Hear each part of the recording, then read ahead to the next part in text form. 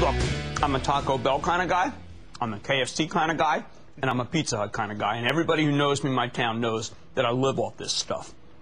But more important is I love the stock behind the stuff.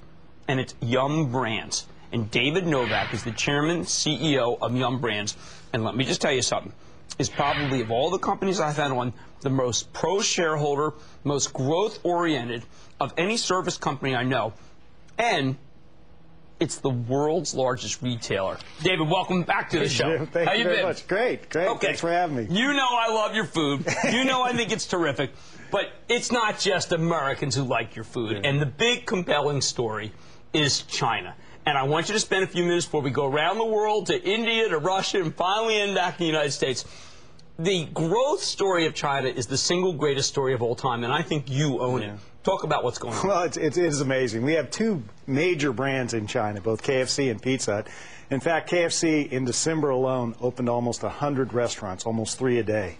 And we opened over a restaurant a day all last year in China. Now, just compare that to your heyday in the United States. What were you able to do? Well, just think about this. You know, I always say this is sort of like the days when Ray Kroc and Colonel Sanders started McDonald's and KFC in the U.S. We're at the beginning of a ground floor of the category.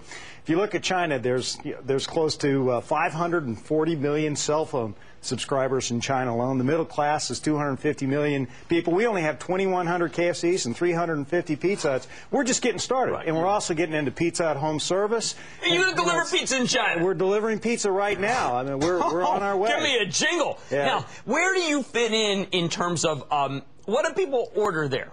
When they go to, if I were to go to KFC China, it's not Mushu KFC. We have a full line of products there. We're in every segment, but the most popular product is the Zinger. It's this beautiful sandwich with a real zing and pop to it. The Chinese like spicier foods. Right. Of course, our original recipe, which you were eating, people love that as well. Have you ever thought of like General Cho versus Colonel Sanders? Kind of like, well, you know what we are doing, though, Jim? We started our own Chinese fast food concept there called Istani. Yeah, I know. It's in the conference call. People should listen to the conference call. You started introducing that. Yeah, go ahead. Right. We're on the ground floor. We say, what do the Chinese people like to eat? Obviously, it's Chinese food, so we have a great infrastructure there, a great team, and challenge them to develop the food for the masses there. And chicken's the most popular protein, but Chinese food is obviously the mainstream. Now, you've got something like, in one of in the years of the Olympics, it can be 6 million, 8 million people descending. Obviously, this is going to be the biggest Olympics ever, which, by the way, is on NBC. And team player. And it seems that this one could have maybe 10 million people. Are you in shape to profit from the huge population shift coming to China? You know, I think our restaurants are the best in the world in China. We have the best operations we have anywhere. I think arguably our Chinese operations are the best of any retailer in the world. So we're ready in any event. We just want to show off our assets, show off our people. And, you know, everybody loves KFC around the world, and everybody loves Pizza Hut. So they've got something that they can go to. They get a little bit tired of banquet food. All right, now, we have been reading articles about Chinese chickens and how pumped up they are, and they have way too many steroids. Do you use the same standards here in our country over there so you wouldn't get that bad chicken? Absolutely. We use the same high standards, and our food is absolutely outstanding over there. Okay. I thought on the conference call that it was interesting to hear that Russia and India, you have almost nothing there so far, but that what you have is on fire. Can you build 3 a day in India? Can you build one every day in Russia? You know, I think one of the things you have to do is when you look at your businesses, you have to be thinking forward in terms of where the real opportunities are going to be. Yum Restaurants International, which is everything outside of China, which is our own division, and outside the United States, we think has our biggest potential because there's so many people in the world that need to be served. We've targeted India and we've targeted Russia as 2 major emerging markets where we really want to be there. And if you look at where we're at, we've got now 100 restaurants in Russia and over 100 in India, and it took us 10 years to do that in China. So, you know, 5 years out, we think both those markets can really come along, and that's really what we're trying to do. Build the infrastructure, the people capability to make those big booming markets for us as we go forward. Now, one of the things that is very clear, and everyone has been saying, short the stock or bet against it because there's no way they can control their food raw costs with the ethanol gambit that is bringing up everything.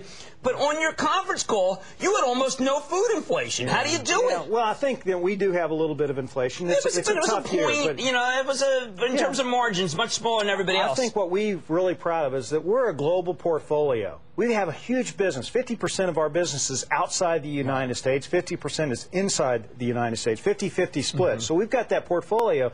And over the last 6 years, in very difficult circumstances, we've averaged over 10% EPS growth. I think over 12. So we're a consistent growth company, and that portfolio gives us that consistency. When you have the kind of scale we have, we can buy better than most. We can do better in almost every aspect of the business than our smaller competitors. All right, let's go full circle. Okay. I have always prided that you're the great international story when people call, because I believe in the rest of the world, but you have a substantial base in the United States. It has not been providing great growth. What can turn that around? And I want to keep in mind the fact that last year you had the Taco Bell food scare. That was in the end of the year, but the first quarter wasn't that strong, so I would imagine you could be easy compares. How can you re-energize domestic? Well, I think one of the great things about 2008 in the U.S. is we do have a very soft overlap from last year, so we should have a very good year in the U.S. Yeah, it's easy in addition to what's going on in YRI and China. So we're looking at 2008 as a year where we can really perform. But the U.S. business, we're really focused on what we would call asset and sales leverage. You know, we're primarily a single day part, single protein type of business. So we're really attacking desserts, beverages, multiple proteins, better for you offerings, and improving our assets while we do the basic blocking and tacklings of better operations. But when people ask me about the U.S., I always tell our investors that look at the U.S. as a value play. We've got what people would love to have. We have close to 20,000 traditional assets that are underutilized. And the key in retail, and we see ourselves as a retailer, is to drive more sales out of those assets, and then you get great profit flow through. So we think we've just begun. And frankly, we've really had a lot of asset leverage in China, and we've looked at McDonald's, who's done very well in the U.S. They can turn it. And if they can do it, we can do it. All right, David Novak, Chairman and CEO of Yum! Brands, and a moneymaker for everybody who watches Mad Money. Thanks for coming to the show. Thank you, Jim. I appreciate it. Terrific. Take care. Good deal. Okay.